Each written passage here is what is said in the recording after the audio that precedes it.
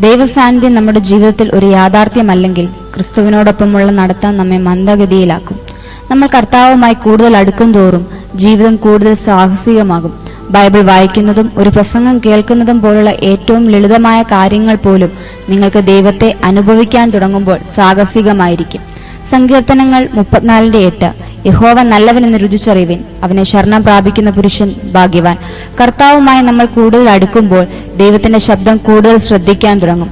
തിരുവെഴുത്തുകൾ വായിക്കുമ്പോൾ അത് ദൈവത്തിന് നമ്മളോട് നേരിട്ട് സംസാരിക്കാനുള്ള അവസരമാണെന്ന് മനസ്സിലാക്കാൻ തുടങ്ങും. ദൈവം അടുത്തതായി എന്താണ് പറയാൻ പോകുന്നതെന്നും എന്താണ് ചെയ്യുന്നതെന്നും കാണുന്നത് ഒരു സാഹസികതയാണ്. നമ്മുടെ ജീവിതത്തിലെ ദൈവപ്രവൃത്തികളുടെ സാക്ഷ്യം തിരിച്ചറിയുന്നത് തന്നെ ഒരു ഭാഗ്യമാണ്.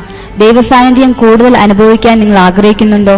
നിങ്ങൾ കർത്താവിന്റെ സന്നിധിയിൽ സമയം ചെലവഴിക്കുമ്പോൾ നിങ്ങൾ ധൈര്യമുള്ളവരായി തീരുകയും നിങ്ങളുടെ സമൂഹത്തിനു ചുറ്റും ദൈവം നിങ്ങളെ ഉപയോഗിക്കുമ്പോൾ നിങ്ങൾ കൂടുതൽ ആത്മവിശ്വാസമുള്ളവരാവുകയും ചെയ്യും. കർത്താവ് വളരെയധികം പ്രവൃത്തികൾ ചെയ്യുന്നുണ്ട്.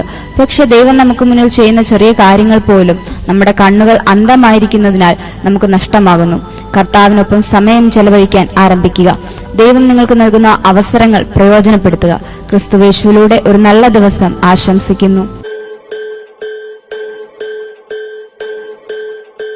യേശു നല്ലവൻ, അവൻ വല്ലഭൻ, അവൻ ദയ